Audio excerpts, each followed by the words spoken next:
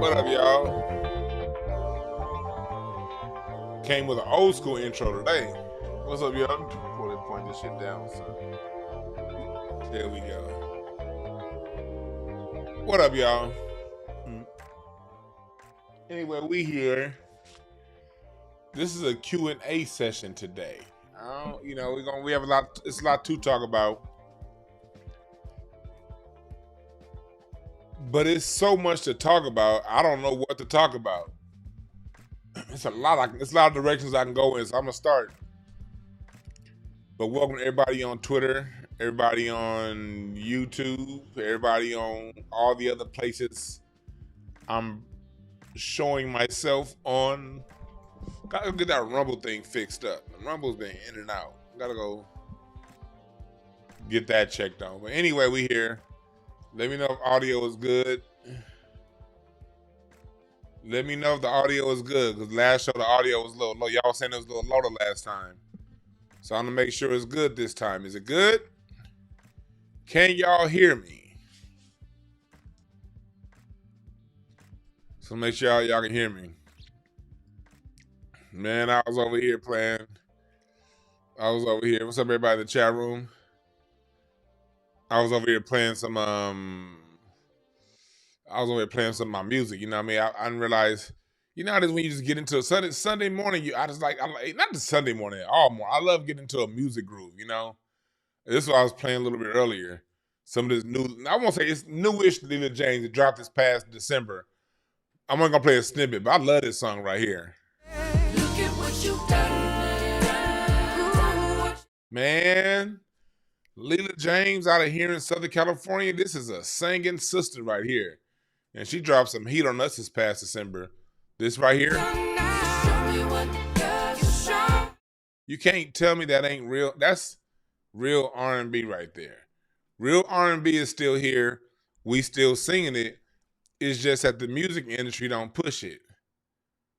But just because the music industry don't push it, don't mean it ain't there. I wish I could play the whole song, man. I wish I could play the whole song. I love that shit right there. Oh, and also new, this project just dropped on Death Row. My man Charlie Burrell just dropped a new single. He has a whole album dropping. I've been in the studio with them recording this album right here. I didn't hear this song right here. Let me see here. I didn't hear the song itself. This particular song, because I wasn't there when they recorded it. But the producer, Joseph Lindbergh, when he invited me down to the studio as they were recording this, he told me no. He's one of the listeners that listen to the show. So salute to Joseph. And that was just crazy knowing that Joseph listens to my show, because I've been listening to his music since forever. He put out a hip-hop, like, jazz album back in 91. You know, Joseph Lindbergh. But he has this album, before I go there, Joseph Lindbergh, let me see here. Astral Progression. I say Astral. This is his album that dropped back in 2016. I've been following his personal music since then. He's somebody you want to get with, Joseph Lindbergh. This is his personal music. When he's a trumpet player, but he played behind Snoop Dogg, the whole Death Row, all of them back in the 90s, back in the 2000s. He's a jazz artist, and I love this album. As a matter of fact, it's on my Incense and Ashtrays playlist. For those of you following me, y'all should know, y'all should already have my Incense and Ashtrays meditation music playlist on your Spotify, and I have him featured on this Echoes in Time, him and Jametta Rose. It's a beautiful song they have together. Very musical stuff. But he produced this album with my man Charlie Burrell, who's a great, great, great singer. And they just dropped this project yesterday. This was a single. And this is on the new Death Row Records. Y'all talk about Death Row. Death Row is pushing R&B now. And listen to this. Listen to the type R&B they pushing over at Death Row. this kind of layering that they got here.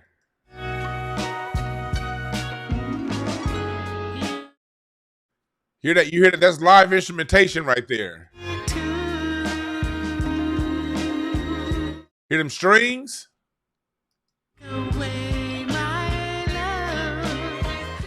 New Death Row. That's Charlie Burrell.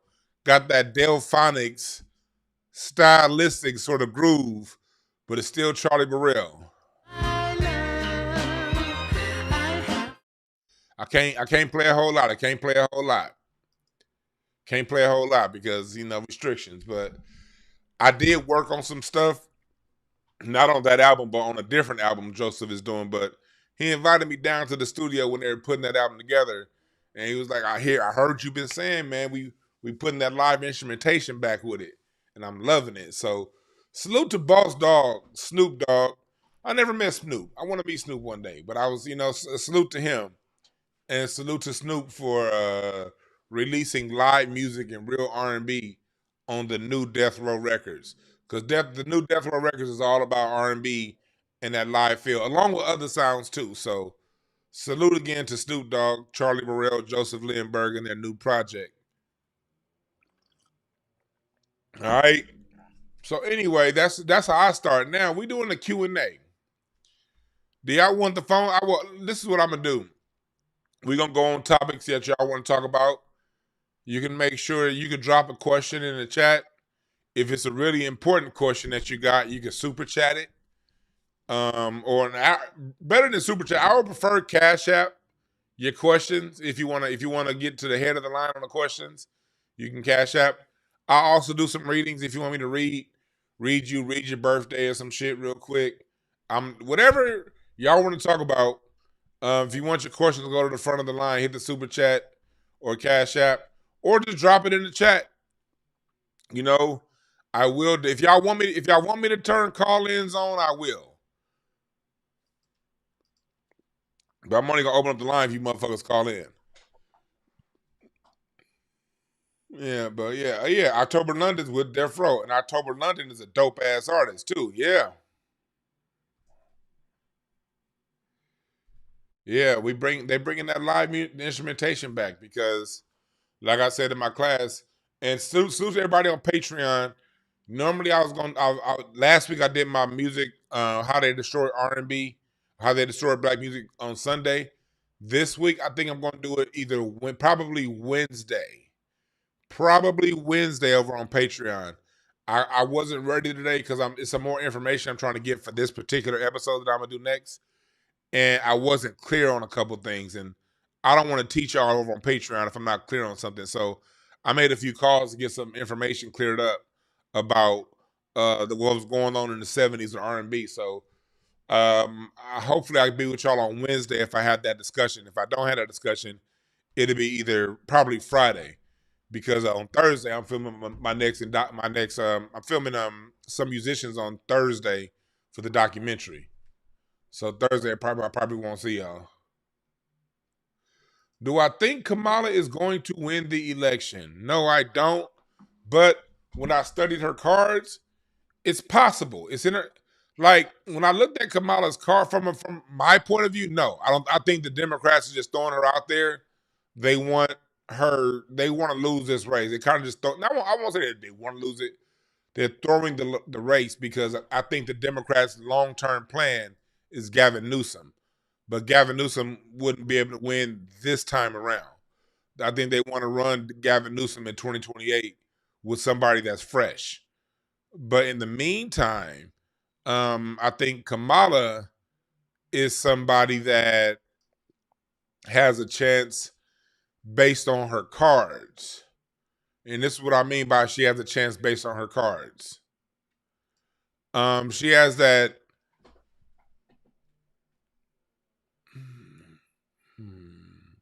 She has an ace of clubs in her peak. That's a renewed mindset. That's a renewed vision. So with her already being her birthday is October 20th. It's telling me a new position for her. A new position could be president. A new position could be all the way out of the office and doing something else. I'm not going to act like, when I read my cards, I like being honest with y'all. When I read her cards, I don't know what direction it's going for her. I see a new position, but new position can be interpreted plenty of ways because she's not currently president. Now, if she was currently president, this would read that she's not going to be president anymore because she's in for a new job. But she's currently VP, so that new job could be president. But it does say that Queen of Diamonds transformation. The Queen of Diamonds is the queen of the reward. Her reward card is a Jack of Diamonds. And the United States is a Jack of Diamonds country. So that reads in her favor. The Queen of Diamonds transformation card, that's the boss, bitch. That reads in Kamala's favor. But the Ace of Clubs peak, that reads new job, but I don't know what that new job is. Also, that Jack of Diamonds reward also can mean, there's some funny business going on, meaning like what is presented to her isn't what it looks like. So I don't know. Based on the cards, I don't have a safe prediction to make based on cards. So on the cards, I don't have a safe prediction to make. My personal opinion, based off what I see, I think the bitch is gonna lose, and I hope she does too. Because, and it's not that I hope Trump wins. I just, as a black man, I don't want to see someone another person get rewarded with the presidency that got their political capital off how they treated us. The thing that made, let me turn my music on. The thing that made me so mad about Joe Biden was Joe Biden, for his political career since 1977, made a career of targeting black people. And it was black folks that pushed him over the edge to get into the White House. Basically, black people rewarded somebody whose whole political career was based on shitting on black people. No different than Kamala. So as a black man, saying Kamala would win, that would be 2 straight presidencies of people who got their whole political equity off of their mistreatment of black men. And it'll also show how silly black Americans are to allow some bullshit like that to happen. So that's personal, my personal thing. I got a Cash App question. Let me open up the Cash App for details. Let me see. What's the question in Cash App? All right, the question is, why are Democratic Negroes scared of Project 2025? That's a great question in the Cash App. That is a great fucking question. The question is, why are black people, I'm going to put this question so I don't forget it. I'm going to put this question in here.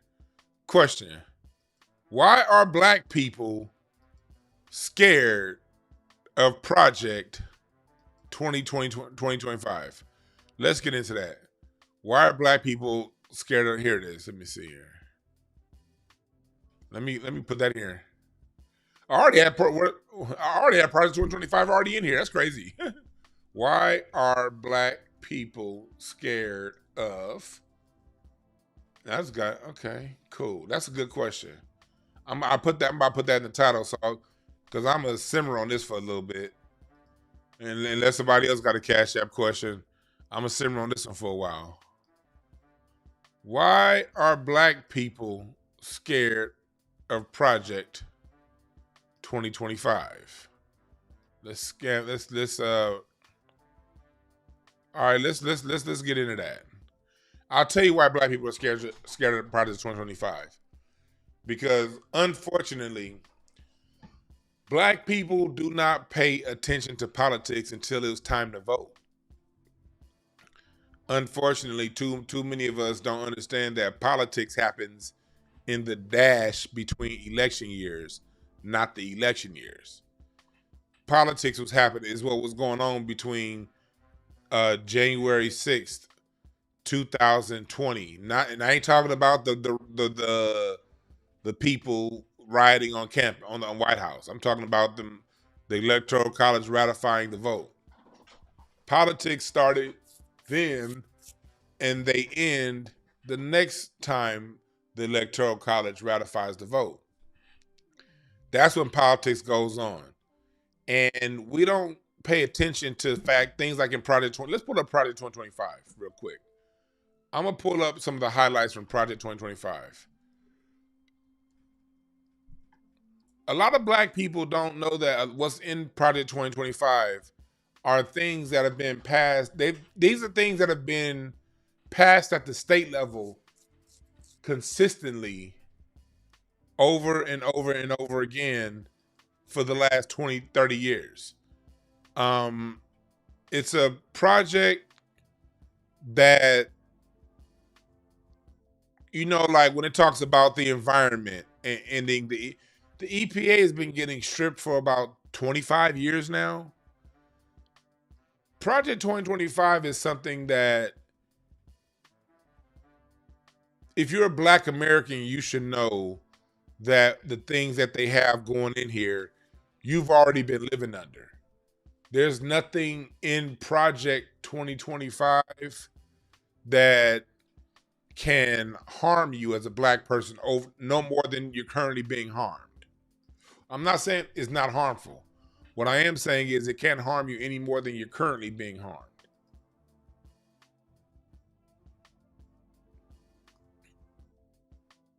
It's talking about this is Project 2025 website. What they're doing is they're not trying. What it is in here when it comes, they say civil rights. In civil rights, let's say this is true. I'm gonna go so far and say because they do want these evil bastards. They do want to end civil rights. I'm gonna say that this is a lie on their website. They do definitely want to end civil rights. But guess what, black people? We've never fully benefited from civil rights to begin with. Civil rights has gone more to help corporations, illegal immigration, gender wars than they've helped black people. If we've been paying attention to Dr. Claude Anderson said back in the 90s, black people should do away with civil rights because civil rights is just a whole bunch of, is helping people who the country bring in to put on top of us. We need to be going for black things specific for black people, black rights, black Americans who can trace their lineage back to 1864. That's what we need. That's what Dr. Carl Anderson has been telling us for 30 years now. So on the surface level, ending civil rights does look scary. But when you look under it, black people benefit the least from civil rights. What this will basically do is it'll take the safety net from groups and these other small groups that are using our plight for their benefit. So that wouldn't hurt us. We already don't get protections in DEI protections in the government.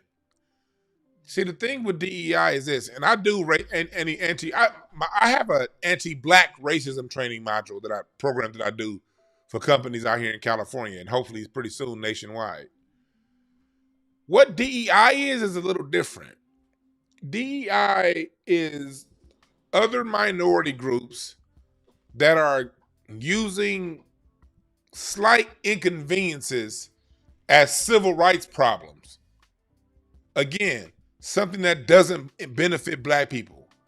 DEI, that's bringing in groups of people who are not black.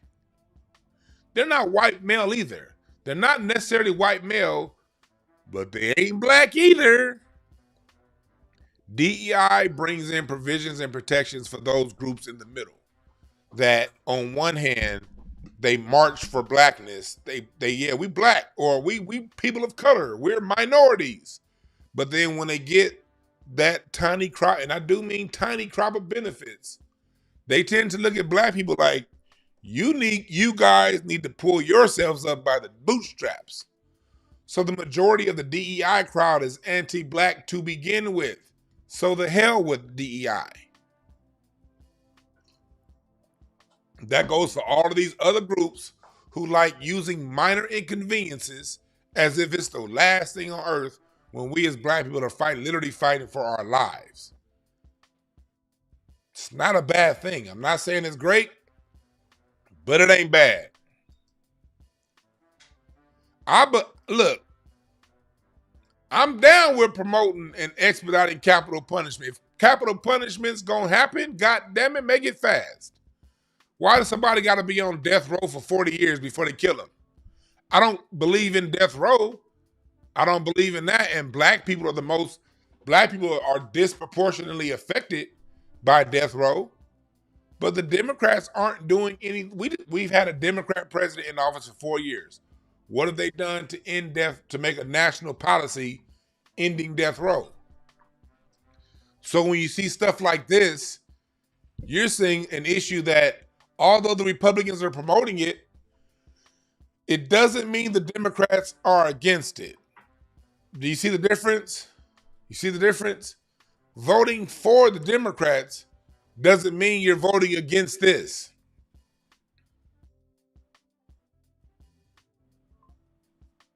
Okay? I want to make that very clear. Just because you're voting for this doesn't mean you're voting against that, and vice versa. Just because you're voting against one thing doesn't mean you're voting for something else.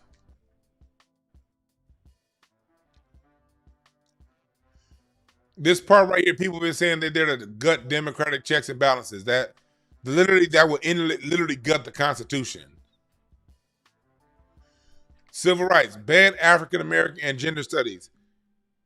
Here is the reason why I don't have an issue with this. First off, as an educator, as a teacher, it's easier for me to work with a blank slate than a corrupted slate. They don't teach Black history.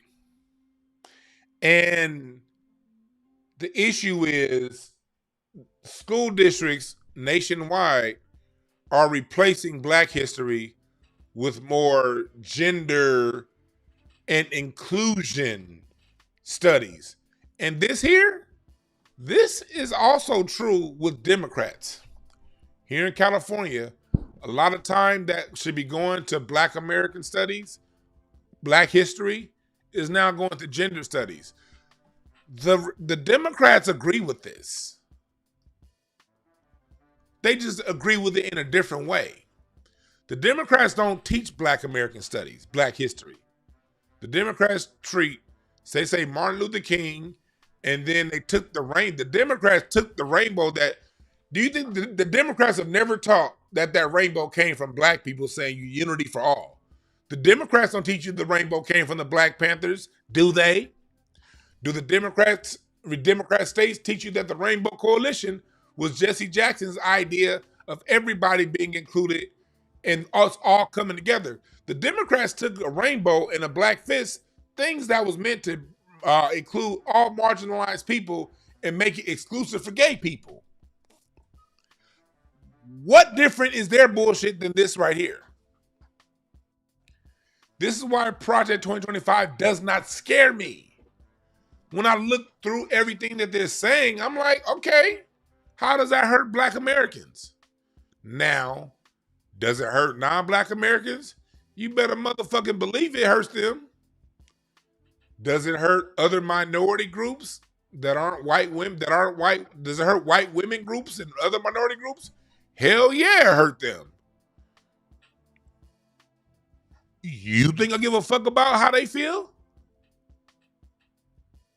They don't give a fuck about when they use our programs for their benefit without returning the favor back to us. Do they care? Do they care when they come in on civil rights and get split benefits? Benefits for immigrants, benefits for Asians, benefits for LGBTQ, benefits for trans, do any of them ever come back and pay it forward?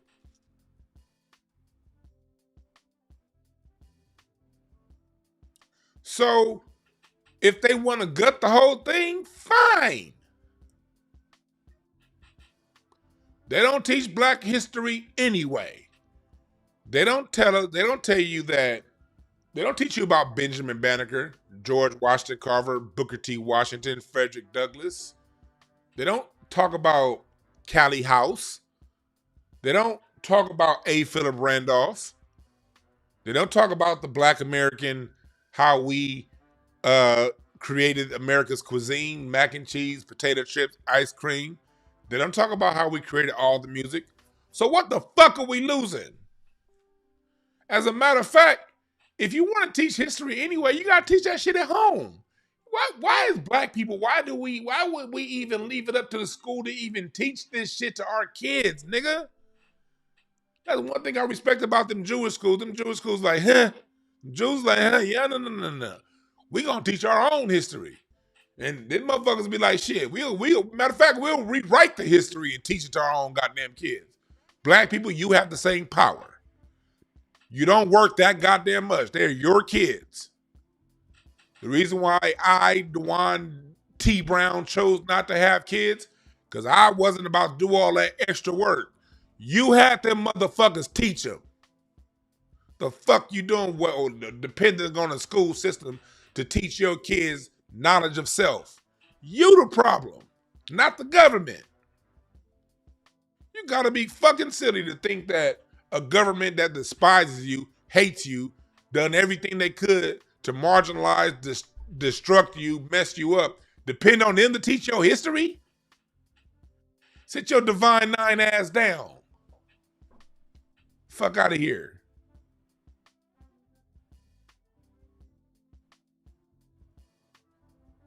So,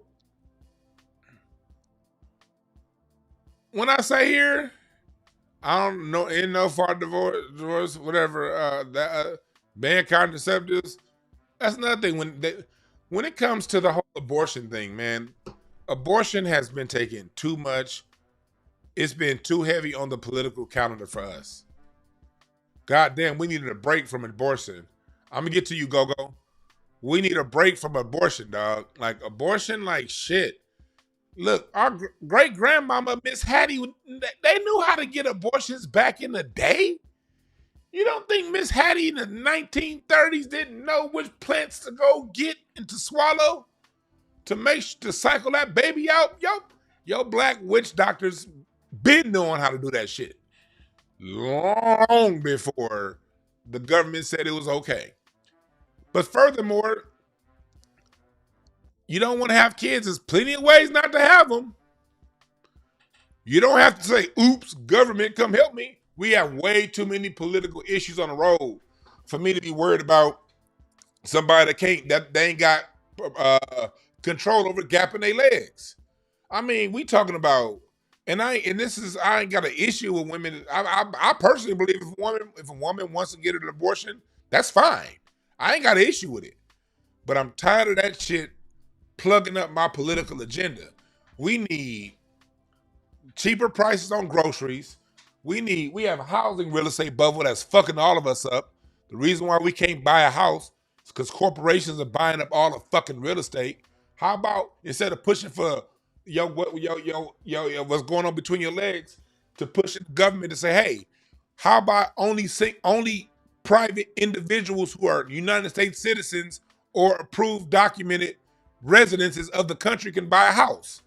Why should somebody living in China be buying up whole neighborhoods in Monrovia, California, and renting them out to only Chinese people? And if your black ass, your Mexican ass, your white ass, or somebody non-Chinese want to get a house over there, they ain't gonna get it because some corporation in China that literally bought a neighborhood of 100 some odd goddamn. Every time a house go on sale, they buying it, kicking you out of neighborhoods, tripling and quadrupling the price of real estate. What if that was our political agenda and that was going on between your funky ass legs? We got a lot of shit to talk about. We got to grow the fuck up politically. I mean, when it comes down to, our day-to-day lives, we're fighting countries, wars over in Ukraine. They ain't got nothing to do with us here. And we can't get no bailout money, but they can. But you want to talk about what's going on between your legs. Man, y'all had 50 years of that shit.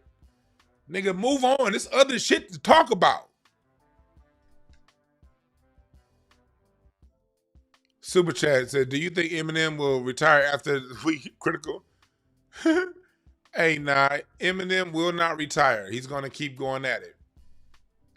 Eminem will not retire. He should retire. He sucks. But he's not going to retire because his albums all come out. He pays for promotion. He pays people to react, and he gets hot reactions for the first week. His album's out. After about 2 to 3 weeks, we don't even know Eminem released a new album. So, no, unfortunately, Go-Go, he will be back. Eminem will be back with another album in about 4 or 5 years. That album's going to suck, but for the first week, everyone's going to be acting like it's everything because they're getting paid to react that way. And then no one's going to play the album again. So that's where we at with it when it comes to shit like abortion and shit like that. Like, not that I'm against a woman's right to choose. I'm against y'all taking up the whole fucking political agenda. That's what I'm against. Move on. How about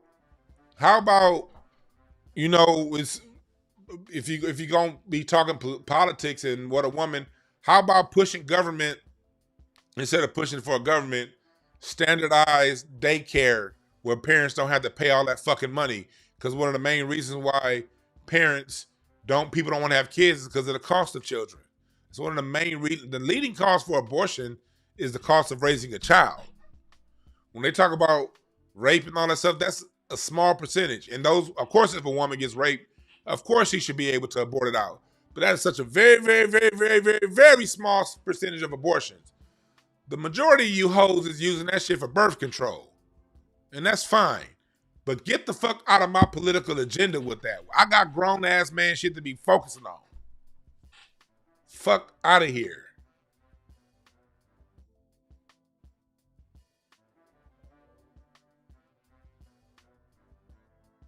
Fuck out of here with that shit. But yeah, I'm gonna open up the call-ins. Let me see, where's the number at? 323-744-7425. Keep your questions and comments short. I'm not gonna. Sometimes I let y'all go on and on, but my chat room don't like it, especially my mods. My mods sometimes be like, "Hey, that nigga been talking for 10 minutes." I'll be like, "Yeah, y'all right." So call in if you want. But I'm telling y'all right now, I ain't gonna let you fucking talk for no 10 to 15 minutes. Now you can call in and make a comment. You can ask a question. Keep it respectful. If your question is real stupid, I might respond in a sarcastic tone, because why not? Why not get a good laugh if you ask me a stupid question? But it ain't personal. It ain't personal.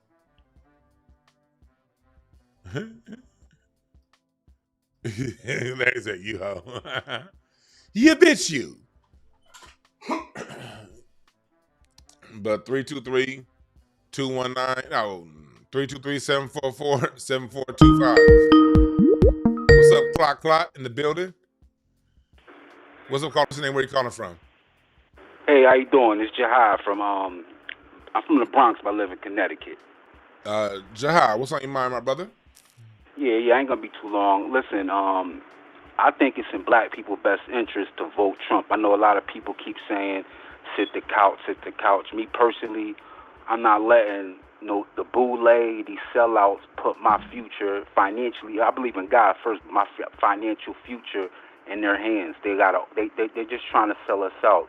And from my experience, like, listen, I did prison time, all that. When Trump became president, I bought a house with a 2.5 interest rate, sold that, made crazy money. Like, if you know how to get money, you're not stupid. You want Trump for a president. Like, you really do. Like, shit is crazy with the prices and stuff like that.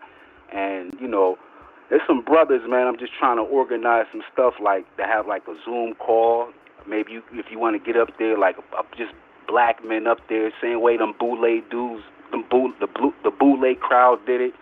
But we got to vote, man, like, straight up. That's sitting the couch and shit like that. We're not getting reparations no time soon. Kamala Biden was in office. They're not giving us nothing, man. That shit sounds stupid at this point. They're not giving us nothing. They're not. Let's not discount the people putting in reparations work. We already got reparations coming here in California. I get what you're saying, but don't say what's not going to happen. But keep going. No, this is what I'm saying. I'm not saying it's not going to happen, but what I'm saying is that from a point of it being a national thing, I don't see it happening. And how much are they going, with the cost of living in California, how much is that money going to be? How much is it going to be? Let me give and you when are they let going me to give get you it? let me give you an answer because I'm with you up until that point. Look, at the end of the day, to voting is a personal decision. Everyone's gonna have to do what they feel is best in their hearts. So I never want to tell people to vote, not vote, or where to, or how to vote. Me personally, I'm sitting out the presidential part, but we cannot. We as a people, we make the mistake all the time of juxtaposing whatever we're doing to reparations. That's something that we got to stop because the only reason why we're not getting reparations is because we say we're not getting reparations. That's literally the only reason why. When black people Okay, put now, when black people I'll let you talk, let me finish. When black people put right, my minimal bad. when black people put minimal effort towards reparations, whatever we put effort towards in this country, whatever agenda, whether it be reparations, civil rights, work rights, all those different rights that we have now in this country, it's because we put that at the front of our agenda. Whenever black people choose to put things at the front of our agenda, we get them. We cannot name one thing in this country, in this 400-year country, that we did not get. When we chose to get out of slavery, we chose that. It was our rebellions, it was our push after slavery that got us out of slavery, not them giving it to us. We've always gotten what we wanted in this country. Anytime we've been under the foot of things in this country historically, has been when we accept that. When we accept that we're not getting reparations, then yes, no goddamn way in hell we ain't getting no reparations. But just based on the current reparations movement started around 2016. It really got full steam around 2019, and already within that 5 years, California's already pushed things through to get things voted on in the Senate. And whether or not those things pass doesn't mean we're not going to get reparations. But understand this right here: every national policy, from the negative stuff like 3 strikes laws to the positive stuff for the LGBTQ community for their little gay rights, marriages, all of that stuff started in states. And every state, when it comes to gay marriage was voted no in California in 2008. Still became federal law 4 years later. It started in Massachusetts. All of the big stuff that becomes federal starts off as something that was started at the state, and usually when it got approved at the state, that was usually after that same thing was defeated 3, 4, sometimes 5 times at the state level. So for things to change long terms, they take sometimes 5, 20, 30, sometimes 40 years. Where the LGBTQ folks are right now, they started this fight with Harvey Milk back in 1977 to get to 2012. So the last thing we need as black people is to fight against ourselves and say what we not going to get. Now, what we can do is talk about what we do want and talk about who you are going to vote for and make it a positive thing, but don't make that positive thing as something we ain't going to get. We can get both. Okay. Now, you made some great points. But what I was saying is, I specifically said that this administration, the Democrat administration, they already. I remember when Ice Cube became with the Platinum Plan. I'm just talking because Ice Cube plan for Black America. Remember, that was different than the Platinum Plan. His plan was better. But my whole point, I'm trying to say, this administration, the Biden Kamala administration, has made it clear. Now, you talked about the gay stuff. Well, gay people was getting married in Las Vegas for a long time, and people were saying, well, damn, you know what? Vegas getting all this money because people flying out from here, there, going to Vegas to get married. That's money right there. That's a revenue. So, but they weren't. It wasn't federal. It wasn't. Those are false. That wasn't recognized on their insurance, death certificate, nothing. That was just a piece of paper. Yeah, I wasn't too privy to the gay stuff, but I'm not. So I wasn't saying that we're not gonna get it. Like I'm all for it. I'm just talking about this particular regime because here's the thing: that them black boule and all them HBCUs, none on the West Coast, in the South and all that like to cut a jig for the Democrats. All of them are going to vote, and they're voting at this particular time in America against our best interests. I agree. They don't want nothing. I agree. Yeah, so the boule gonna vote. So I'm not gonna put my financial future at short term in their hands because with you. Because if this lady wins, I agree with. Look, bruh, I ain't gonna fight you on that. Yeah, listen. The books. So the boule, I gotta vote. I gotta match that same energy. Me and my bros. So they coming out to vote. They don't give a damn. So, like you said, you brought up the Civil War. When you brought up the Civil War, 99% of our people was on board. You talking about the reparations? No, the people who got that's another thing. No, Most black people No, that's what weren't. I'm saying. A No, lot I'm saying, a but lot of slaves thought that was just their job. They were very scared about. I was gonna make very clear. I'm gonna let you finish, but I don't want to let that part go. No, most were not on board. A lot of black people were very scared of becoming free. Like, what are we gonna do next? It was safe. As a matter of fact, a lot of people, when they were free, went right back to their owners because they didn't want that freedom. So, even though the slavery abolitionist movement was growing in popularity, it was not something that we were completely sold on as a people. But go ahead. okay, now check this out. Now, as far as like that black boule, they're coming out to vote. What now? Where I still live at, the blacks we ain't outnumbered like that. And I know what they did to L.A. I know what they're trying to do to Chicago. That black boule don't care about us getting outnumbered every city 15-1. And eventually, these people that's coming over here are gonna get some political power, and they come from countries that are anti-black. That is eventually, you think they racist in America? Go to anywhere in Latin America, because I've been to a few of them places. Now they nice, polite if you Americans spending money, but listen, they get black populations get treated like shit. So these Democrats know they're letting in a bunch of more anti-black people, because a lot of them, Of course. they Hispanic. Yes. Yeah, yes. they know So, what it is, but you right about that. But I want to get on to the next call, my man. But I'm with you on that. I'm not against what you're saying. Yeah. All right. I appreciate you taking my call. Yes, sir. All right. Like, I'm not against what he's saying. Look, I'm not voting for either side. I'm voting for Dr. Funkenstein. I don't, because I don't necessarily support the Republicans because they're not necessarily talking to me either. And let's remember the difference between Trump's platinum plan and Ice Cube's plan for Black America. Those were two distinctly different projects, okay? Understand that. Those are two completely different projects. Trump's platinum plan was some bullshit that he put together at the last minute that black people that support that need to understand that Trump had 4 years to put that platinum plan together. And that's some shit that he threw together after Ice Cube put together his plan for Black America as a way of basically trying to pander to us to get votes. But he never took that shit serious because if he did, he would have did it earlier. But remember, that plan is way different. Ice Cube's plan for Black America is far different than Trump's platinum plan.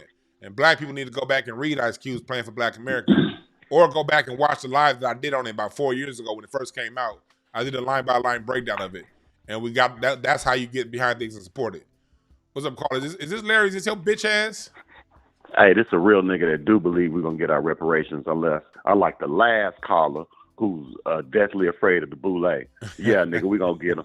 Yeah, we gonna get him, and you don't get this ass whooping, boy, if you keep trying to talk shit to Nah, fuck off. Hey, man, so I think that we worried a little too much about the boule, because if they were that fucking powerful, then Kamala wouldn't have had to drop out of the primaries in 1920 when she first ran for president. Yeah, 2019. Yeah, 2019. Yeah. Yeah, so if they was that goddamn powerful, the bitch would have won then. So, so let's stop worrying about them, dog. Like, I mean, shit, that they a small percentage. They're a very small percentage of a small percentage. So they don't have that much power, dog. What we have to fear is them white bitches out in the suburbs who want to get they twat scraped out, abortions and shit. That's who we got to fear. That's gonna put Kamala in the office. But I ain't worried about no goddamn boule. And the last nigga who called, hey, bro, I can appreciate you made some very good points, but my nigga, dog, hey, man, you should have been more concerned about gatekeeping hip-hop than the boule, because you sounded like you was an East Coast nigga, and now we got Jamaicans saying they created the shit. Focus on that. And I'm not going to hold your line up, dog. I want to get back to watch your broadcast. Y'all continue to support this piece of shit, and I'm out. Hey, get the fuck off my phone, nigga. That was Larry weak ass. All right, I just got a Cash App question from Hakeem. This is from Hakeem. All right, here we go. You wanted a quick read on your birthday. Okay, Hakeem, you are a Jack of Hearts, which means that you are somebody, that's something else. You are a Jack of Hearts. Let me go back. Which means that you're somebody you're a social charmer, Hakeem. Jack of Hearts, people born November 22nd. People that get along with everybody when they want to get along. You got a lot of charm, you got a lot of charisma. Make sure you use that shit to your advantage. But that 9 of clubs in Mercury mean that's easy for you to lie to people and bullshit people. Don't be bullshitting people too hard now. Now, use it to make some money, but don't use it to fuck over people. Ain't nothing wrong with bullshitting people. Just watch how you bullshit people, Mr. Jack of Hearts, Hakeem, born November 22nd. And for those of you who are new around here, yeah, I read these playing cards, motherfucker. This ain't tarot. This is some way more gangster than that. But yeah, I got a lot of clients with this shit, and I love it. But I'm gonna go back into yours a little bit more, Hakeem. I want to answer this caller when real quick. What's up, caller? What's your name? Where you calling from? This Ivor, bro. What's happening with you, Dwayne? Oh shit! What up, Ivor? Chilling, man. Hey, man. You cook it again, and you and Larry, man. Y'all is one of the same, boy. Y'all need a stand-up situation. Hey, man. Hey, it'd be good to see, man. I'll rest aside where I put my money till I see the weigh-in and shit. But yeah, man. Hey, they really believe they tried her out there, Kamala. They want to see how she'll do because she's so far left. I don't think she could win, but they trying to trot her out there to see how stupid we is. You know what I mean? That's a good point. They're gonna go ahead. Go ahead. No, I'll say that's a good point. It's like a temperature check. Yeah, it's a heat check, and they want to see what they can get away with going forward. You know what I'm saying? They always see the thing about the demon crats, as I call them. They're always 4 steps ahead, 4 years ahead. You know what I'm saying? Everybody else is focusing on now, but they're trying to plot to see how they can plant the seed going forward. So, yeah, they know that people don't like her. Yeah, they know she's an idiot. They put her on the ticket for identity politics, but they're trying to see right now what they can get to stick. You know, she's already backtracking. Like she was against fracking. All of a sudden now she's saying, oh, she's on board with fracking. So they're gonna try to see how, like I said, how slow the populace is, and then whatever will stick, whatever won't. So win or lose, they getting a gauge on what they doing going forward. That's what I think. That's a good point. Because they I just feel like they're blowing this election, but it's like a fake hustled election. Let's throw this a quasi what looks to be a black woman out there. So these niggas that think that we still on their side 4 years from now when we give them the candidate we really want. There we go. And then to make a point off what you're saying, she said so much stuff they can use against her that, to me, if they really were serious about her as a candidate, they would have never let her even talk as much as she did to say to some of the things that she said. So now they're trying to backtrack on a lot of stuff that she agreed on, or like they, the whole czar of the border thing. They literally is trying to say, well, she's not a czar of the border. That's not a real thing. Like, motherfucker, we got cable. We seen her say it, and you can rewind the tape, man. What are we doing here, as they say? What are we doing? Here? Yeah. Yeah. So yeah, that's what I think, bro. And it's gonna be interesting to see how stupid are y'all. That's a good point. That's a good point, my man. Yeah, bro. So I'm with you, man. Hey, carry on with the show, man. Get your calls in, but yeah, we're gonna sit back and watch it, man. We're gonna sit back and watch, and we're gonna enjoy this show. Get your popcorn. No doubt. All right, Ivory, man. Good hearing from you. And before I get out of here, man, 2016, I voted for Eric B. 2020, I think I put Magic Johnson on the board, and this year, I don't know, man. I might go ahead and slide. I don't know who I'm gonna put on there, man. It's undecided. But if Trump don't talk to me directly, man, he ain't getting my vote either. So, like I said, we're gonna sit back and watch. Exactly. All right, man. Yeah. All right, boy. You hold it easy, man. Yes, sir. Yeah, I voted for Dr. Funkenstein. I think this year I might vote for president. I think for president, vice president, and the Speaker of the House. I'm gonna vote, and I know I can't vote for Speaker of the House, but I'm just talking shit. I think I'm gonna vote for Earth and Fire. I think I want. Yeah, I'm gonna vote. I want Earth and Fire to be the president, and you choose which one, Ralph, Phillip, or Verdine. But it was just Verdine White's birthday the other day. Verdine White just turned 73 from Earth and Fire, so I think I think this is who's gonna be my president in 2024 right here. I vote Verdine White from Earth and Fire. This man's been playing the bass. like playing the bass like a guy for well over 50 years, entertaining, still has high energy when you go see Earth, Wind and Fire play. You know what I mean? Still puts on a great show, a great performance. Now, every time you pick up that bass, Verdine White be putting in work. So I think this is gonna be my candidate for president right here. That's who I'm writing right here. Verdine White, Earth, Wind and Fire. That's gonna be my president right there. You know, that's gonna be who I vote for. But back to you, Cash App, and I'm gonna get back to the next question. Yeah, you gotta for the Cash App question. You want to know more about your birthday? Yeah, you have a King of Diamonds in Saturn. That means business. You're a business. You gotta be somebody. You gotta be focused on your business, bruh. If you ain't focused on your business, if you ain't focusing on advancing yourself, growing yourself, being a better self than you are, you will fall up under a lot of depression, all right? Because you're an expressive person. But your card needs to be a businessman. Your card needs to be running things. Your card needs to be making decisions. You ain't somebody that's led by the nose. Call or call back. But you need to be a boss at whatever it is that you do. And you connect to people through their heart. All right? For the Cash App caller, or the Cash App donor, I should say, my bad. Hit me up if you want more of a reading at breakthroughcards.com. Look, y'all, I just got a text message from somebody who I got a text message from somebody who just obviously somebody that I be working with on certain things. And they motherfucker just asked me, do I want to go to Rocco's in West Hollywood through a text message? If y'all don't know what Rocco's is, and it's very popular. And hold on, caller, I'm gonna get right to you. Rocco, I'm just disturbed by this text message request I just got. Rocco's is a bar over in West Hollywood where they got this fucking drag brunch. And I ain't got no issues with the drag community. But y'all stay over there and I stay over here. This is a business person, somebody that be hooking me up with stuff and in business. We was like, let's catch up pretty soon because we ain't talked like in 2 or 3 years since the last project that I did. And I was like, yeah, we gotta go to lunch one of these days and just catch up. I got some new projects I got some new shows I want to throw, and this person can hook me up and help me out. But I ain't going to no goddamn drag brunch for that.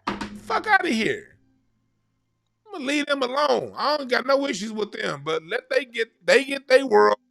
And when I'm done talking to y'all, I'm going to the Drew League to watch some basketball. I ain't about to watch no fucking drag brunch. It's funny too, because like just a couple months ago, like shit, my wife and they people went to that shit. I was like, y'all go. I ain't going to that shit. Women like that kind of stuff. But what's up, caller? What's the name? Where you calling from? Spring from Missouri. How you doing, Dwan B? All right, how's it going? Good. I'm doing good. But I'm not going to vote for Donald Trump or Kamala Harris. I really like to go ahead and vote for Dr. Best, but the brother hasn't put forth he's basically just saying to his talking points from 2016 and everything. I mean, I love the brother. I read his books a lot, but your phone's breaking up. Your phone keeps going in and out. Like I don't know where you are, but I'm missing every third word you say. Call right back. See if you can call right back, because I'm missing like every third word you say. Yeah, we got connection issues right there. He sounded like he was saying some real shit.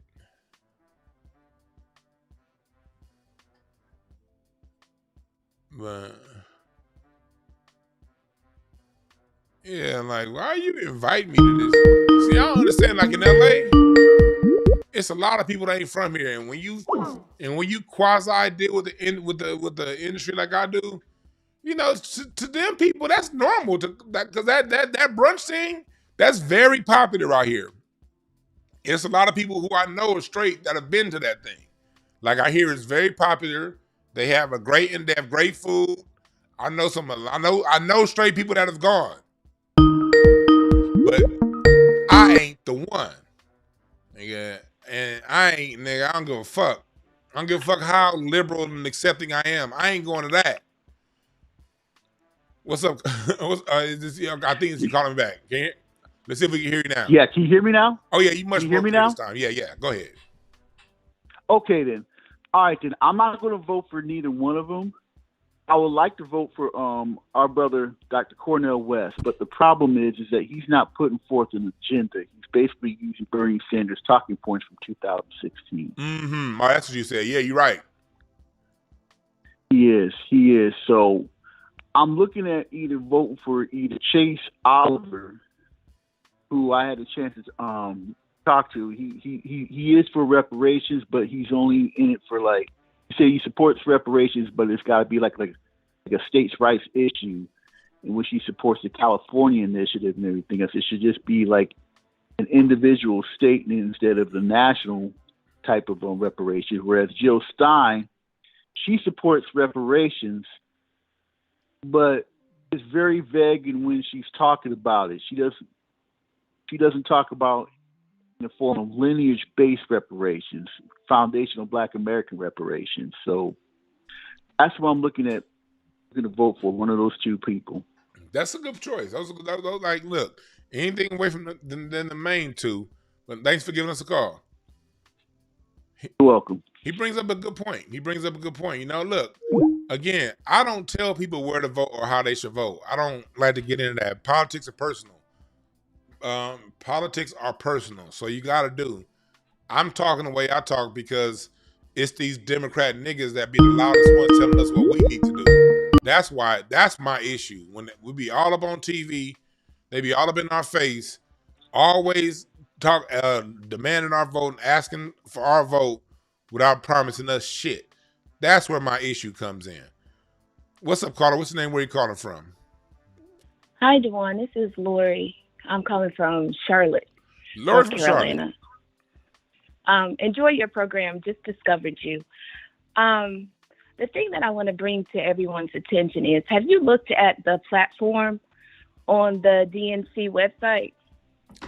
I looked at it very, very briefly, and it was scary. And the thing that I want to say, because I am a Black American whose lineage dates back to chattel slavery, looking at that agenda, we are not specified at all. Nope. And that was scary. It's heartbreaking to see so many people running out. And when I say people, I mean descendants of chattel slavery running out to give the Democratic Party their vote with no ask, no agenda.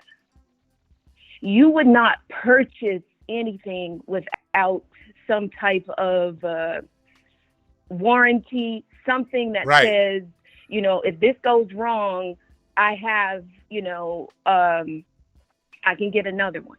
We have no backup. And this is my belief. A vote for the Democratic Party at this point is a vote for your erasure. And I mean Black people, Preach. Black Americans whose lineage dates back to chattel slavery. Because if you look on their website, their priority, the LGBTQ community. And it is my belief that they just need 4 years. That's what they're saying. We just need 4 years. We're going to make that a solid voting base. And then to match that, they're going to make the immigrants their solid voting base. So 4 years from now, they don't need us. They don't need us. And to take it a step further, they're muddying the lines of gender. And if the babies, if the children don't have something solid, there's nothing more fundamentally solid than the differences in sex between men and women and genders. And when you like what Nitty Fuller said, when you muddy those waters, from there, how can you even teach the difference between truth and fiction if you can't even say what a man is and what a woman is? And they're putting that ahead of teaching algebra. Other countries are teaching algebra by the 3rd and 4th grade. And these people are talking, that's the priority of the Democrats, to have sex education over education. That right there, Like, for real? Are y'all serious? Y'all voting for that? And it's just sad. And I understand, you know, there are people that are excited, people who really don't know, especially when you talk about the boomers. I think a lot of boomers that are voting Democratic for the Democrat Party are still thinking that it's the Democratic Party from, you know, from old. They're still thinking that it's like it was with Clinton and maybe prior to Obama, kind of, because we know Obama didn't do anything. But they really don't understand the agendas that are present. And they're telling you, like, what was Kamala Harris's first commercial? Her first two commercials, they had the LBT G2, I can't even say it, the alphabet community flags, right? And then she has the separate one with the RuPaul drag race. She's telling you that you can give me your vote for free if you want, but this is who I'm supporting.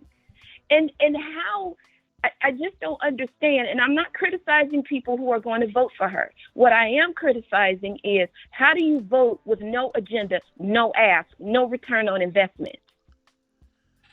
The world is watching, and we're a laughing stock. The world is watching how we are running out to give our vote to somebody with no ask. And even if you look on their agenda, we're not even listed. We're not even specified on their agenda. I'm gonna take it. And this is.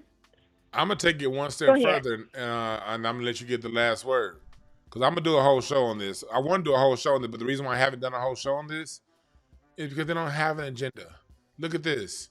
This is the DNC. When I go to the official Democrat Party platform website, the guys look on the screen here. I'm looking. You see, say who we are, where we stand, Democrats.org. When I say download the party platform, I thought I had a mistake when I did this. I thought this was a mistake. So I went back out and I redid it. I'm going to do it with y'all. Y'all see my download? All right. And then you see, oh, what the hell? Look at this. 2020. They haven't even updated it. Like, we're literally from the official, what's on their website. They haven't even updated it since 2020 on their official website. That shows you how little of a fuck they give. But go ahead.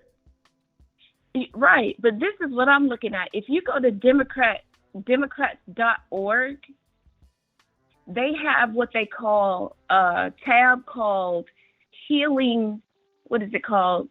Healing the Soul of America. I'm there now. I clicked on that and I'm like, where we are. Healing the Soul of America. Democrats.org? Yeah, Democrats.org. Huh. And it's Healing the Soul of America. Oh wow! And then if you scroll down, they have like a general statement where they talk about, you know, protecting American civil rights. But of course, it's, you know, a la carte. They're talking about it for everyone. They're not specifying Black Americans whose lineage dates back to chattel, the lineage that Kamala Harris is currently cloaking herself in. Look at this, who we serve inclusions. Come on now. They're so full of shit. But yeah, thanks for giving us a call. Because I was going to do a whole breakdown on that, but I need them to update that shit first before I do a breakdown. But all right, man. Thanks for giving us a call. Appreciate the new listener. Okay. Right. Thank you. Have a good one. Enjoy your program. Thank you. Look at this. What do they have for African Americans? Hey, sister, I'm live. I'll call you back. All right. My sister always called me the wrong time. I love my sister. That's my sister, my best friend. Okay, yeah. Let me answer this call while I'm looking on their website for something in 2022. All right. Democrat official party website. All right, caller, what's the name? Where you calling from? Yeah. Duane B, what's good? It's Big E. What's up, Big E? Compton in the house. Compton?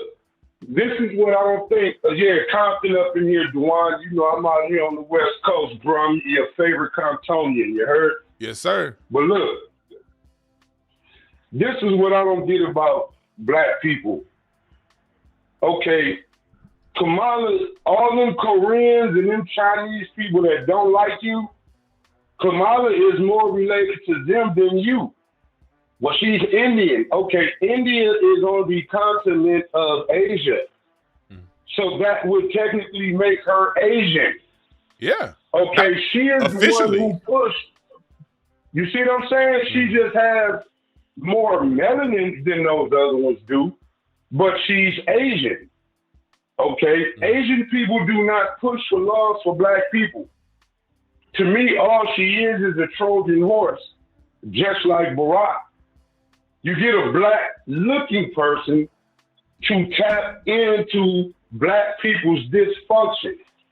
They actually, Kamala Harris doesn't even have to speak on policy.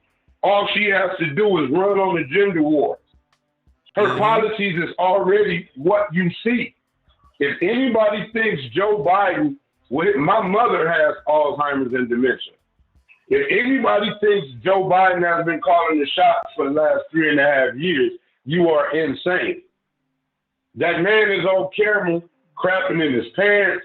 He can't form a complete sentence. Do you think who would send him in front of world leaders in that capacity? Nobody. Okay, right. So to me, Harris is already, if Biden just said he stepped down, who's calling the shots right now? Yeah. You don't think Kamala Harris know the border is like it is? She the one that's allowing it. Well, remember she was. Remember she was allowed. Remember Biden assigned her to control the border as soon as he was nominated, and she failed. Right, and it's like, okay, but Kamala is really. I mean, again, India is on the continent of Asia, so she's technically Asian. Yeah.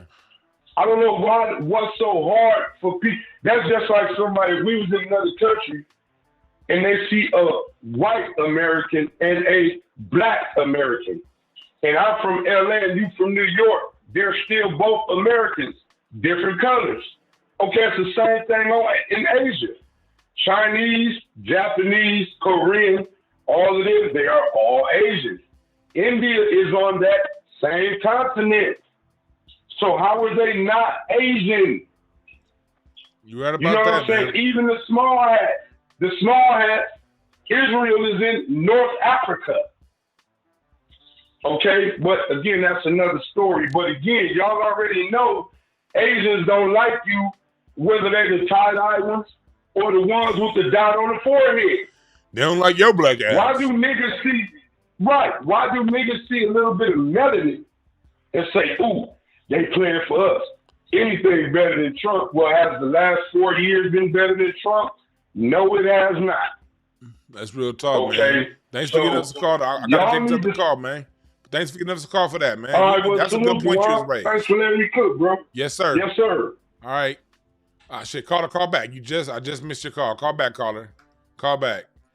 This is me going through the Democrat website while I wait for the other caller to call back. This is me just going through the Democrat website.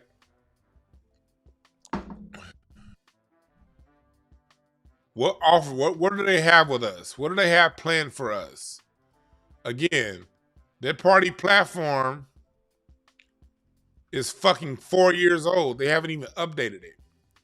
So that tells you that that Kamala, there is no agenda change. If they haven't updated their program, that means they still talking about COVID-19. The Democrats are asking for our votes, still talking about a 2019 disease that's now the current president, Biden, has taken the national emergency off. He's taken the national emergency designation away from COVID-19, yet this is still at the forefront of the Democrat Party policy. What's up, caller? What's your name? Where are you calling from? You there, caller? Guess not. So y'all see right here. Let me change the screen here. Here we go on the party platform. Look at this. The platform is talking about COVID-19, a disease that's not there anymore. So the Democrats want us to vote on COVID-19. Okay. What else is on that platform? I think I'm going to do a whole breakdown on this Democrat Party platform one of these days on the show. I might have to do a full breakdown on this and see who they're talking to. Affordable air cat. Let me see. All right. Eliminate racial, gender, and geographic health inequities. Okay. Black and Latino, Native American, Black and Latino. All right, Black and Latino, nothing for Black. It has something that's saying specifically protecting Native American health, but I don't see anything say LGBT. One second, they have LGBTQ health, Native American health.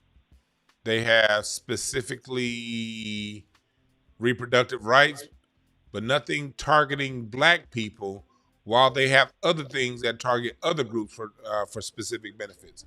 What's up, Carter? What's your name? Where are you calling from? Hi, my name's Melissa, and I'm calling from Killeen, Texas. Killeen, Texas, military town. Yes. I got out in 2018 and decided to stay here. So my cousin did the same thing 20 years ago. He still ain't came back to LA. So I am not voting. I'm voting for the couch. I have voted Democrat ever since I was able to vote. Just because, everybody tells you in your family, vote blue no matter who. And then my mom was one that was just, no, I'm not voting. She never voted because she always thought that they didn't do anything for our community. So with this whole reproductive type of how they try to push that, and living also in Texas and having to deal with migrants, they are, and I agree with the female caller, if we vote Democrat, that is our demise for the future. I live in, Texas, which is mainly red, and I feel like they actually help each other. If one party isn't on board, they have the other party's back secretly. And, I suffered a significant injury with my first child, which put me in a wheelchair. Thank God I started to, I'm able to walk again.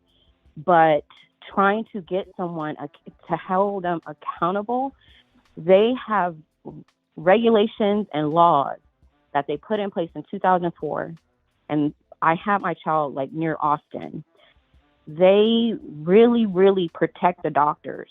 So Black mother mortality and mortality is very significantly high here. Mm-hmm. We're 49% in medical coverage, or what is it? And 44% in female reproductive. So what the hell are they going to do? Excuse my language. They're not going to do anything for us. And then reparations, I've been on board reparations heavily since 2016. Even when I was in the military, I was like, okay, what are we going to do? What are we going to do? Even in the military. And a lot of brothers and sisters in the military, we're not supposed to be political, but we're not going to sit down and take this. A lot of veterans out here, Black veterans, do not agree with Kamala Harris and voting for blue at all. So I'm glad you brought that up about. I'm glad you called in with that from Texas, because here in California, they are trying to make it seem like, oh, liberal California, Texas is taking every back to the Stone Age, and California is so progressive. Shit, here in California, Black women, last I checked, represent over 80% of the hysterectomies, but they're less than 7% of the population. There's nothing the Democrats are necessarily doing to separate themselves from Republicans in Republican states when it comes to Black people, folks' health.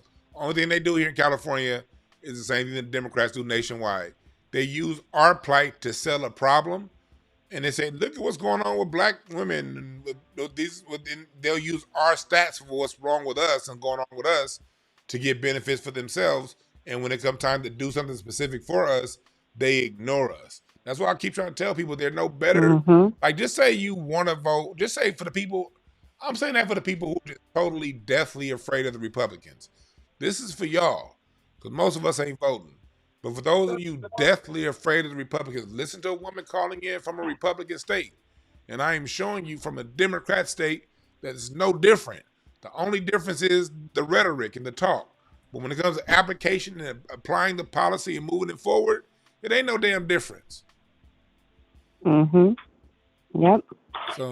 So I hope that we can get it together, because honestly, you know, we are going to be replaced if we get her in this office, and they're not going to do anything for us if we don't push and make them see that we mean business. No BS. No BS. So there we go. Thank you for giving us a call. I hope you have a wonderful day. Thank you. You're welcome. Yeah. Keep doing what you're doing. Thank you. I appreciate it. And that's the thing, when you don't do that, when you don't vote. See, what I'm going to do is, I'm not going to do it today because I got to get out of here pretty soon. But we're going to do a historical journey pretty soon. Now, I'm going to take this last call. You're going to be my last call, but hold on for one. Oh, they didn't pick up. I'm going to take us down a historical journey in the time between the 1940s and the 1960 election. The reason why black people got so much from JFK and Lyndon Baines Johnson in that 8-year period from the Democrats was because the election of Eisenhower 56, between Eisenhower and Roosevelt, the black vote was up for grabs. Blacks were Republicans, but the thing that got Roosevelt over for the Democrats, I'm about to say for the Democrats, was black people. It was us. It was black people that. What's up, caller? Hold on 1 second, all right? I'm gonna finish this point, then I'm gonna get to your call today, okay? So the thing that it was Democrats, FDR was a Democrat, and he got a lot of black people, a lot of resources. Although he did make sure and fight hard to make sure we were not included in a lot of New Deal policies, and black people were loyal to him, and that's what got him over. Black people's vote was up for sale in the 50s. That's what got President Dwight Eisenhower over. And that's, although Eisenhower did build the freeway system that went through a lot of black neighborhoods, Eisenhower also taxed the wealthy upwards of 93%. And it brought in the tax base that funded black jobs. And yes, black jobs, for those that were offended, there are in America, there are black jobs and white jobs. I don't know why the fuck you niggas was offended at that. For the jobs that black people get, the funding of the Eisenhower administration is what built the black middle class. And then in order for the Democrats to get the black vote back in 1960 and 64, they offered us a whole bunch of shit because they didn't want, because Nixon was a Republican, the vice president, and Nixon wasn't offering us shit. The Dixiecrats of the white folks that got disenchanted with the Republican Party giving black people so much, they swung Republican, and black people went Democrat again. And during that time, so it shows that time between Roosevelt and LBJ, when black people got a whole lot of political gains, it was when our vote was up for sale. But these stupid ass, y'all be believing these fucking Democrats telling y'all we didn't get the right to vote until the Voting Rights Act. We've been voting since 1870, nigga. We got the right to vote for the 15th Amendment. The Voting Rights Act just made it harder for us to vote in certain places. But we've been voting since 1870. But when we got the biggest chunk of money out of America, it happened during the time period our vote was up for sale, and America did not know which way we were going to vote. That's why they don't talk to you niggas about FDR. That's why they don't talk to y'all about Eisenhower. That's why they don't talk to y'all about Kennedy. That's why they don't talk to y'all about LBJ, because they had to give us something to get their votes. What's up, caller? What's your name? Where you calling from? Yeah, this is CJ. I'm from Atlanta. From Atlanta? Yeah, I got something I need to share with you real quick. Yes, sir. I'm updated. I'm updated. Everything that you're saying is true. Anybody say that you lying, if y'all hear anyone say that this black man right here is lying, move away from them. They're dangerous. Mm-hmm. I'm updating a spreadsheet that I created some years ago on the Congressional Black Caucus. And I have it broken down by the demographics in their districts. And I'm trying to find out how many of them are FBA. But see, here in Georgia, you're doing I'm God's in work. Atlanta. We got, I got there's Sanford Bishop, Hank Johnson, Lucy Macbeth, David Scott, and Nakima Williams. Now, let me break it down for you. Sanford Bishop, he's like South Georgia, like his demographic of black folks is 49%. Hank Johnson, he's in like the Decatur area, that's east of Atlanta. His demographic of black folks is like 54%. Lucy Macbeth, she's in a kind of a mixed district, but what it showed me, her district is like 30% black, 30% white, okay? Now, David Scott, his district, he's in the 13th district. What I pulled this right here, I pulled this today. It said that his district is 65% black, okay? Nakima Williams, the 5th district, which is where John Lewis used to represent, and I told people got mad at me when I said he was worse than abject failure. The district, they redrew the line of some of these districts. So this district because I'm in the 5th Congressional District, it used to be like over 50% black. Now it's at 47. But what I'm looking at is that you have all these black folks in these positions. Remember when those 8 Republicans held up Congress for 14 days? I remember that.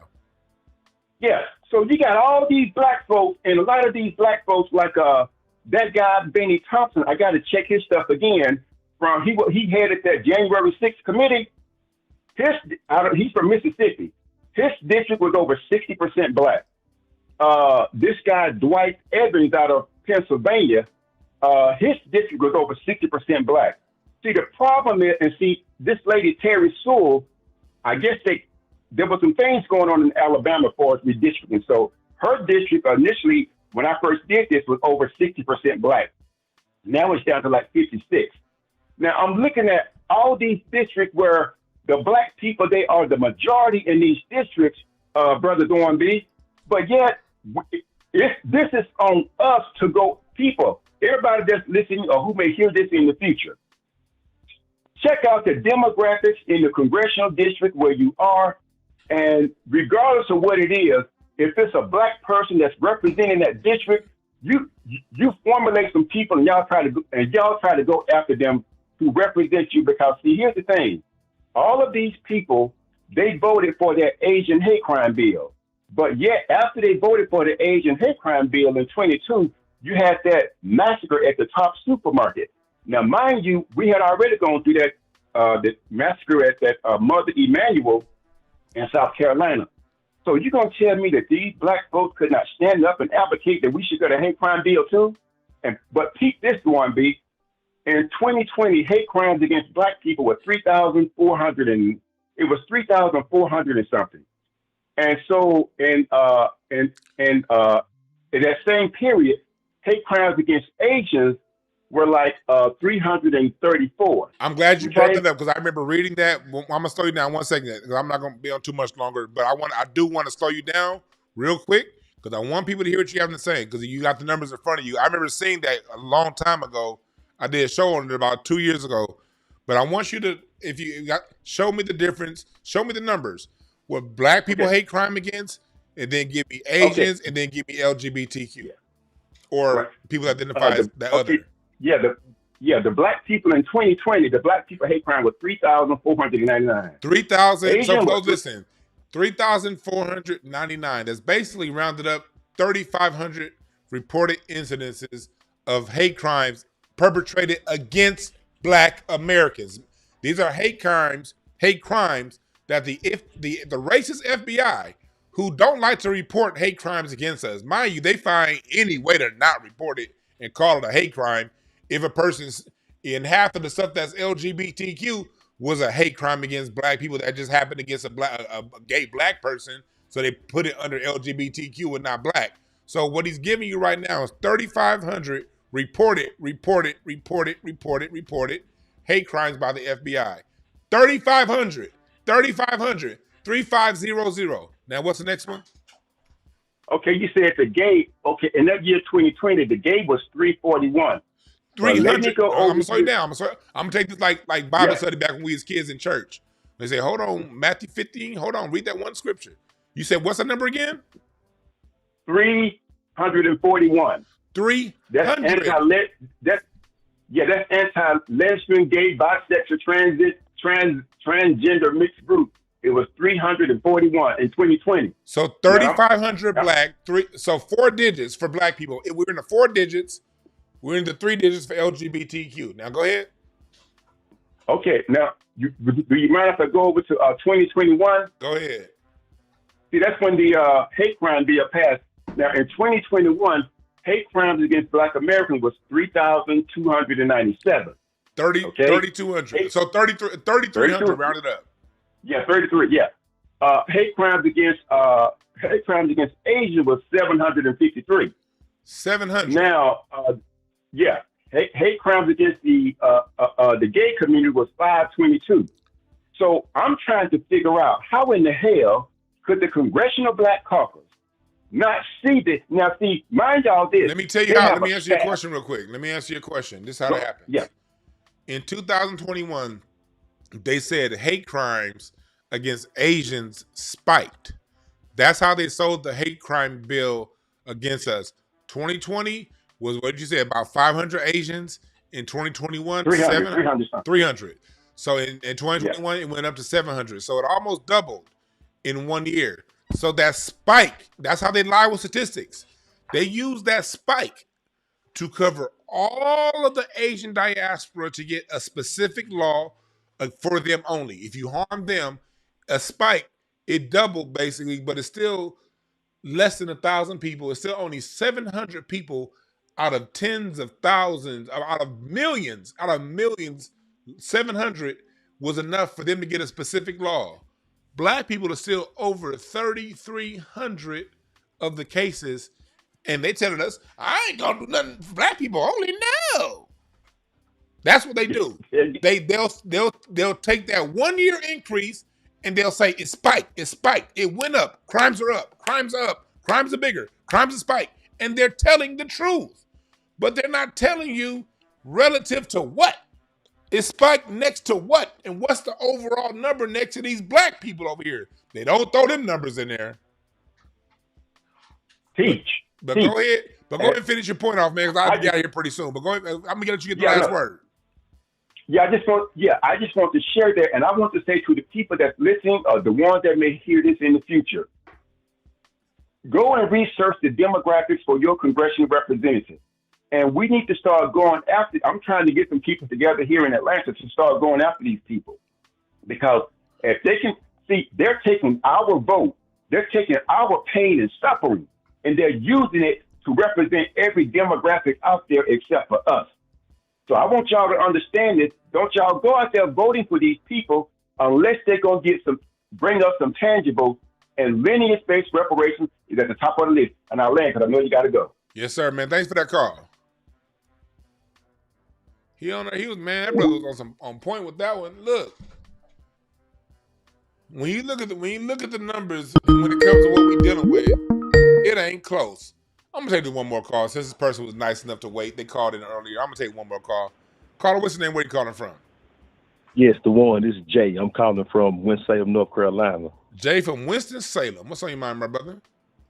Brother, what the sister said from Charlotte, when I talk to older black people and they supposed to be Christians, my brother, even in my own family, they still say they voting for Kamala. And I'm like, look at her agenda. And I don't understand it. DeWan, can you explain the breakdown? Why are Christian foundational black Americans still want to vote for this woman, my brother? And thank you for everything you do. Thank you for your documentary. We support you, brother. And we all on the East Coast, brother. We watch you and Tyreek and the rest of the brothers, and we stand with y'all reparations. And, brother, everywhere I go, I play y'all reparation video out loud in the stores 24/7, brother. Yes, sir. Much appreciation, man. No doubt, brother. Thank you. Yes, And sir. answer that question for me, please, brother. Thank you. Got you.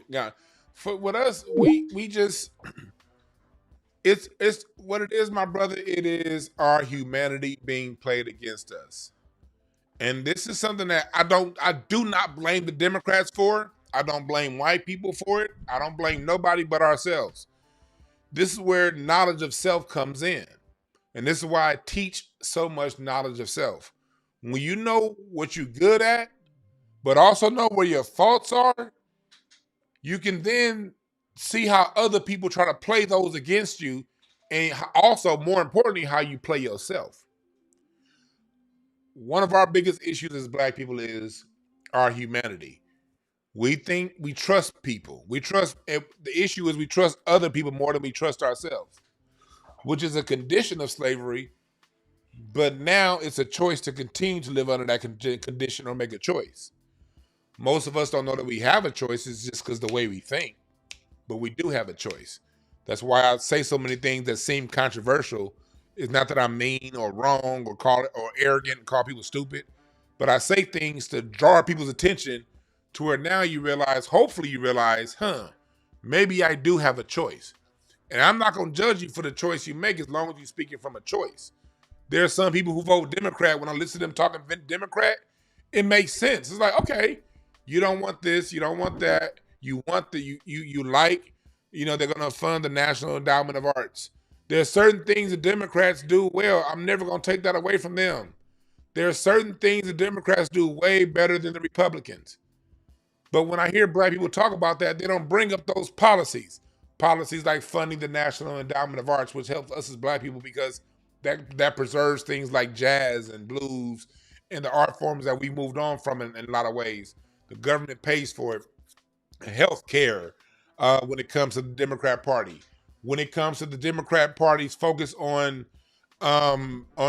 benefits for the people, like Social Security. And well, there's certain things the Democrats do well that I agree with their policies on. But like the Democrat Negroes don't even bring them policies up. They talk about a bunch of, I don't want Kamala and no Trump, the same way the Republicans got policies I like. The immigration stuff, I'm with the Republicans on immigration. I'm with the Republicans on a lot of your business policies that get the flow of money going. I'm with the Republicans on certain things, but we are not politically mature enough, unfortunately, to make these decisions because we loyal. In our humanity, we're the kind of people, when we see people help us, we think that it's a lifetime permanent pledge, and it's not. That was political posturing the Democrats did between 1962 and 1968. They gave us benefits for 5 years. I'm sorry, 63 and 68. For 5 years, the Democrats gave us something. And they ain't gave us shit since then. But since we're such a loyal people, that 5 years of goodies that we got from them has turned into a lifelong loyalty, which no group should ever be loyal to any political party. No individual, nothing. Not a business, not a union. Nobody should be loyal to politics. And that comes out of our ignorance of what politics is. But that ignorance, although it's not taught in school, we do have the option of learning this process ourselves. YouTube University is free if you want to learn political science and how it works. But we tend not to want to take the time to do things like that. We want the quick fix of believing what MSNBC, Rachel Maddow, and Joy Reid says, and Don Lemon when he was around. We don't want to put in the work. Unfortunately, too many times. Not saying all of us. I'm saying too many of us, and usually the loudest amongst us. The loudest and the wrongest niggas in the room. What I need y'all to do right now, I need y'all to go to DewanB.com. Visit the shop. I need y'all to visit the shop right now. I got a lot of shit going on up in there. We got a lot of stuff going on at DewanB.com. Got my documentary that I'm filming right now. It's Bigger Than Hip Hop, the Black American Music Family Tree. Got some more filming to do this week. You can go into the shop right here. Let me see. You go put your name on the email address, on the email list. Go into the shop. Get my grand historical project that is now lately. Hey, did I tell y'all that Quincy Jones saw this?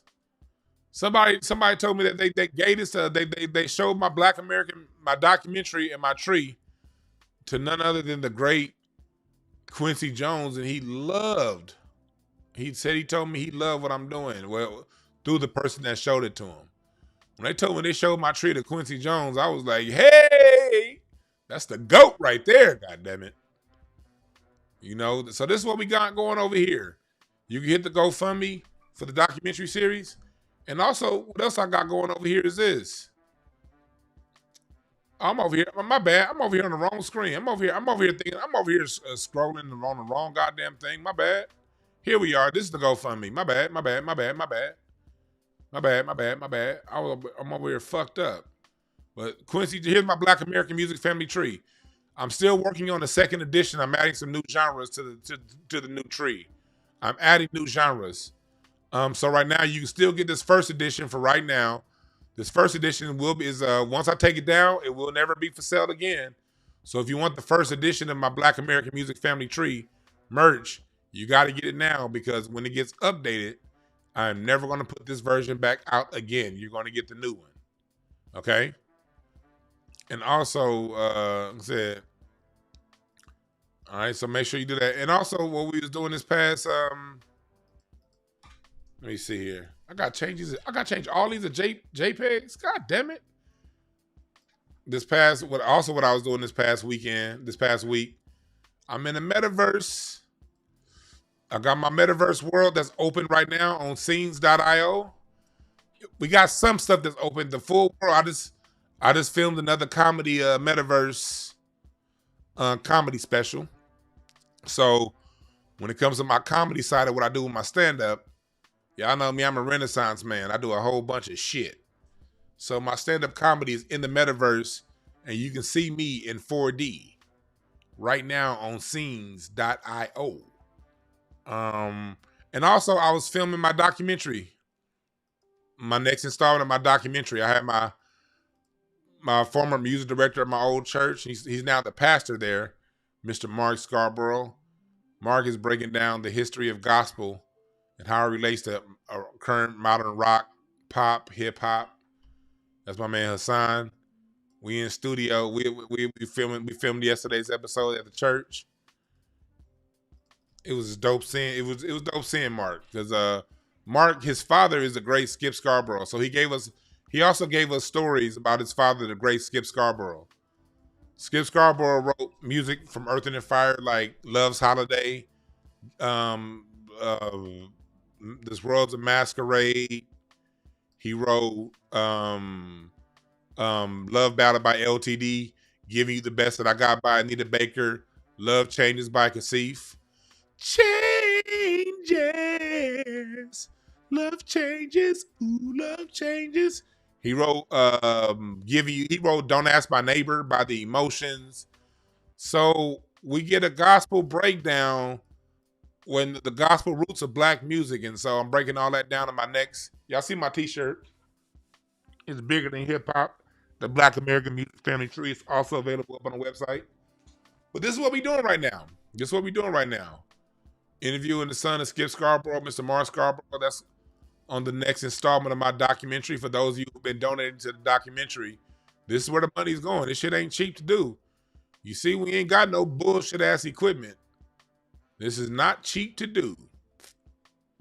They got my metaverse world popping up. So yeah, all that's going on over at the wonderful world of Dewan Brown, Dewan B. Go to breakthroughcards.com. Book your reading and all that good stuff. All right. I don't know why this shit moves so goddamn slow, but hey, there it is. There it is. Book your reading right now at breakthroughcards.com. All right. Thank y'all again for listening. I'm about to get on my barbecue. I got a whole salmon fillet to throw on my barbecue grill. I'm about to smoke a salmon fillet for 2 hours. Ooh. I'm going to put that bitch at about 130, 120, 130 degrees, 140 degrees, where it's just smoke and it ain't really cooking, it's just smoking, and I'm gonna smoke that bitch.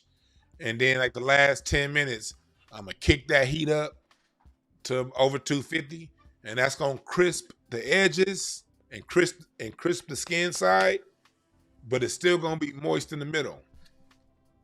So I get down on that grill. I'm about to get up out of here, y'all. Hit the like button, hit the share button, and make sure y'all comment after the video, all right? Thank y'all again for listening, and we'll be back later on this week, all right? Probably tomorrow talking some shit. Remember, there are no perfect messengers, only perfect messages for those willing to pick up the game, all right? Thank y'all again for listening. We out.